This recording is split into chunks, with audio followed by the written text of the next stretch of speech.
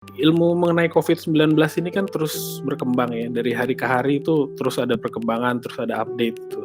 Nah, sampai saat ini risiko kemungkinan ibu hamil untuk terkena COVID-19 itu masih dikatakan kurang lebih sama dengan orang-orang yang tidak hamil.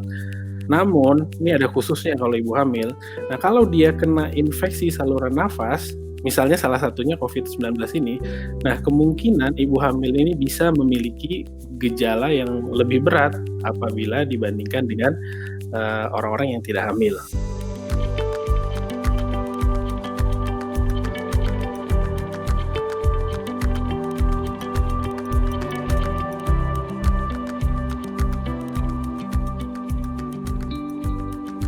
Untuk mencegah ibu hamil supaya nggak kena COVID-19, tentunya itu sama dengan yang tidak hamil gitu.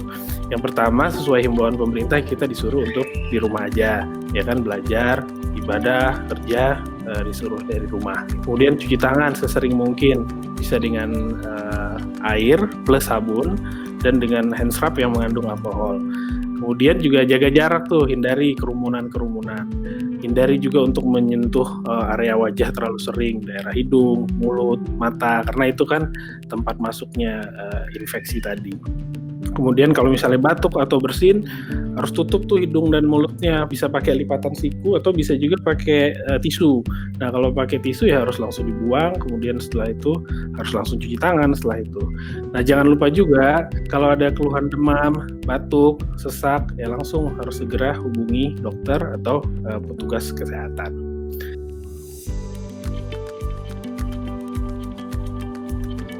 Saat ini kita masih belum tahu pasti nih, secara pasti apakah ibu dengan COVID-19 ini bisa menularkan ke bayinya saat dia masih hamil atau saat sedang proses persalinan. Nah, penelitiannya ini masih sangat terbatas, namun dari penelitian itu memang dibilang gitu bahwa cairan ketuban atau di air susu ibu itu belum ditemukan tuh virus corona. Nah, memang dari beberapa laporan kasus itu memang disebutkan bahwa ibu hamil dengan COVID-19 itu punya risiko yang lebih tinggi untuk mengalami kelahiran prematur atau bayinya lahir lebih cepat dari seharusnya gitu. Tapi tentunya ini datanya masih belum banyak dan kita masih menunggu hasil-hasil penelitian lebih lanjut.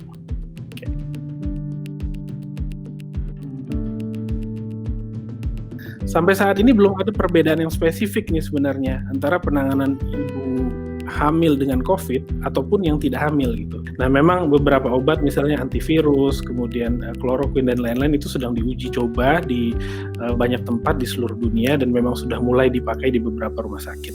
Kita masih tunggu hasil-hasil dari penelitian ini. Nah, tapi di balik itu semua, mau ibu hamil atau ibu tidak hamil, yang paling penting itu adalah bagaimana kita memutus rantai penularannya. Nah, itu yang paling penting gitu. Jadi ya kalau dia positif ya harus diisolasi, pakai masker, menerapkan perilaku hidup sehat, kemudian juga tenaga medis yang menangani juga harus dapat APD, alat perlindungan diri yang memadai. Nah, dengan itu berbagai usaha-usaha yang dilakukan ya kita bisa mengurangi atau membantu pemutusan dari rantai penularan ini. Nah, mungkin sedikit yang berbeda kalau untuk ibu hamil. Setelah bayinya lahir ya mungkin karena penularannya kita tahu ini melalui droplet ya atau melalui kontak yang dekat, itu memang ada protokol khusus untuk mencegah penularan dari ibu ke bayinya. Jadi memang ini untuk setelah lahir. Tapi kalau pada saat dia hamil itu kurang lebih ya penanganannya sama dengan yang tidak hamil.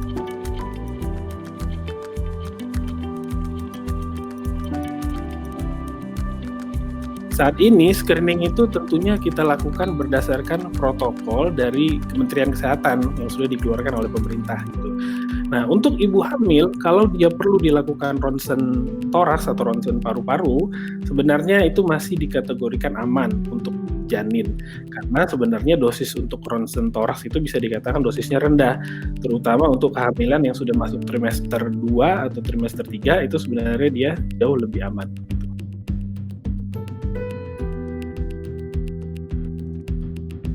Oke, memang ini bukan hanya, masyarakat, rumah sakit, semua siapapun tuh harus berjuang bersama-sama untuk memutus rantai penularan ini gitu kan.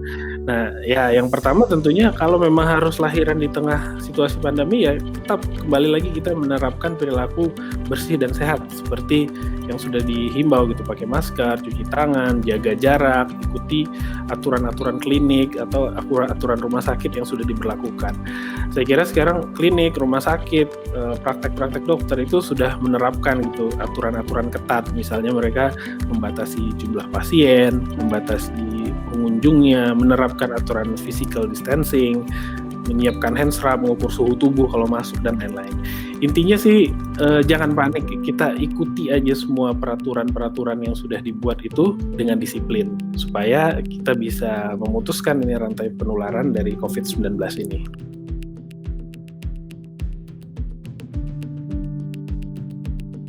Oke, ini sebenarnya masyarakat tuh tidak perlu khawatir. Ke dokter sebenarnya tidak dilarang gitu, tapi tentu dengan aturan khusus menyesuaikan kondisi pandemis ini. Gitu. Misalnya, kalau untuk ibu hamil ya ada kondisi penting atau kondisi emergensi yang mengharuskan ibu untuk menemui dokter. Untuk kontrol kehamilan juga sebenarnya ada penyesuaian jadwal gitu. Jadi kembali lagi tergantung dari kondisi. Sebenarnya di situasi seperti ini yang paling penting itu adalah komunikasi. Kalau ada apa-apa, telepon aja dokternya atau petugas kesehatannya atau kliniknya.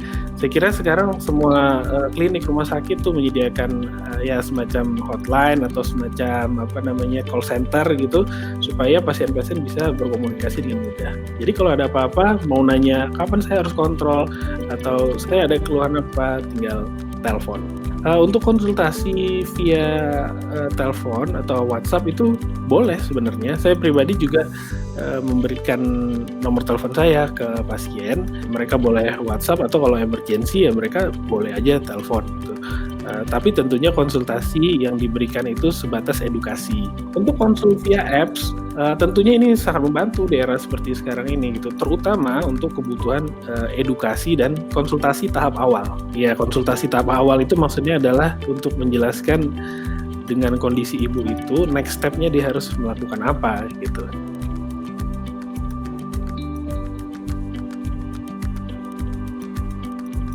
Yang pertama mungkin istirahat dulu deh dari melihat atau mendengar berita atau sosial media terlalu banyak ya kan. Ya sekedarnya aja cukup lah gitu. Karena tentunya terlalu banyak informasi juga bisa memicu kekhawatiran yang berlebih gitu. Yang kedua pasti perbanyak doa dan beribadah. Itu pasti yang paling penting karena dengan kita menghadapi situasi kayak gini tentunya banyak hikmah dan pelajaran yang bisa kita ambil nih dari situasi kayak gini ya kan. Kemudian yang ketiga, untuk supaya mentalnya bisa sehat, fisiknya harus sehat. Nah, salah satunya ya makan makanan yang sehat juga gitu. Jadi gizinya harus cukup, harus seimbang ya kan. Kalau makan ya harus ada karbohidratnya, ada sayurnya, ada buahnya, ada protein, ada vitamin gitu. Jadi bisa menjaga kesehatan tubuh kita. Kemudian juga olahraga teratur. Nah, untuk olahraga bisa direkomendasikan sekitar 150 menit per minggu gitu. Yang terakhir perbanyak aktivitas yang positif tuh, jangan lupa ya kan. Jadi yang punya hobi baca buku, yang punya hobi nonton, masak, belajar hal-hal baru, beres-beres rumah dan sebagainya, intinya perbanyaklah aktivitas positif gitu. Daripada pusing mikirin COVID-19, lebih baik kita di rumah tapi tetap produktif ya kan. Untuk ibu hamil tetap jaga kesehatan, yang pertama kesehatan fisik, yang kedua kesehatan mental. Itu dua-duanya penting ya. Kemudian jangan lupa berkomunikasi dengan dokternya atau dengan petugas kesehatan. Karena di situasi serba terbatas seperti ini, komunikasi itu jadi sangat penting. Kalau ada keluhan apa-apa, kabarin dokternya atau petugas kesehatannya. Kemudian himbauan saya juga, kita ayo bersama-sama nih, kita kan lagi ya ibaratnya perang lah kita menghadapi COVID-19 ini. Jadi harus semuanya ikut sama-sama, bukan ibu hamil aja, semua warga Indonesia bahkan di dunia juga semuanya kita ikut berperan. Jadi harus kita ikutilah himbauan-himbauan pemerintah ya kan. Tetap di rumah aja, kemudian kita lakukan perilaku hidup bersih dan sehat, serta juga jangan lupa menjaga daya tahan tubuh, termasuk di dalamnya menjaga kesehatan mental kita.